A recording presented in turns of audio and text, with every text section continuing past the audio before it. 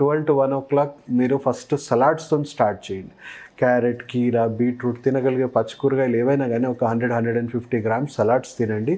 తిన్నాకనే మీరు భోజనం అనేది చేయండి. అంటే రైస్ తింటారా, చపాతీ తింటారా? ఎందుకు సలాడ్స్ తినమని మేము సజెస్ట్ చేస్తున్నాం అని అంటే, మనం ఒక రకంగా అందరం కూడా ఓవర్ కుక్డ్ ఫుడ్ తింటున్నాం. అంటే బాగా టేస్టీగా ఉండాలని, టేస్టీగా ఉంటేనే మనకు ముద్ద దిగుతుంది కాబట్టి చాలామందికి ఇప్పుడు ఏమైపోయిందంటే ఓవర్ కుక్డ్ ఫుడ్లో దాంట్లో న్యూట్రిషన్ అనేది పూర్తిగా కోల్పోతున్నాము. అండ్ శరీరంలో యాసిడిటీ విపరీతంగా ఆ ఓవర్ కుక్డ్ ఫుడ్ అనేది మన బాడీలో పెంచుతుంది. కాబట్టి ఒక 100-150 గ్రామ్స్ సలాడ్ తిన్నాం అనుకోండి, సలాడ్స్లో మనకు కావాల్సిన బాడీకి కావాల్సిన పోషక విలువలు అన్నీ అందుతాయి. అట్ ద సేమ్ టైం దాంట్లో ఉన్న యాసిడ్ న్యూట్రలైజింగ్ ఏజెంట్, అంటే దాంట్లో ఉన్న యాసిడ్స్ని కంట్రోల్ చేసే శక్తి వల్ల మన ఆహారంలో ఉన్న యాసిడ్స్ని పూర్తిగా అది కంట్రోల్ చేసే శక్తి ఉంది. అండ్ ఈవెన్ షుగర్ని కూడా ఫాస్ట్గా పెంచకుండా కంట్రోల్ చేసే శక్తి కూడా సలాడ్స్కి ఉంది. సో ఎవరికైనా షుగర్ పేషెంట్ వాళ్ళకి కూడా ఫుడ్ తినగానే ఇమ్మీడియట్గా షుగర్ స్పైకింగ్ అనేది విపరీతంగా ఉంటుంది, అది కూడా కంట్రోల్ చేసే శక్తి దాంట్లో ఉంది.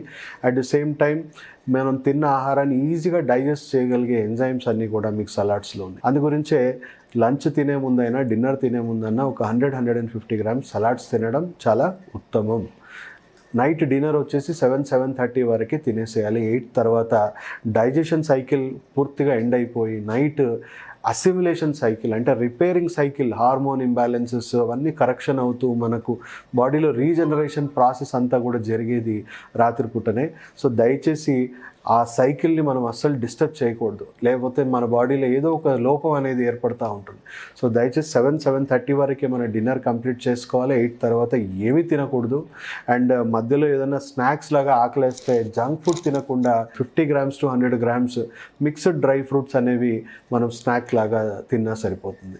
సో ఇలా మనం plant based diet, morning fruits, మధ్యాహ్నం సలాడ్స్తో పాటు మన భోజనం, నైట్ సలాడ్స్తో పాటు మన భోజనం, మధ్యలో ఆకలేస్తే లైట్గా డ్రై ఫ్రూట్స్ తినడం కానీ జరిగితే, so almost 70% plant based diet తినడం వల్ల మన శరీరంలో నైట్రిక్ ఆక్సైడ్ ఉత్పత్తి అనేది చాలా పుష్కలంగా ఉంటుంది.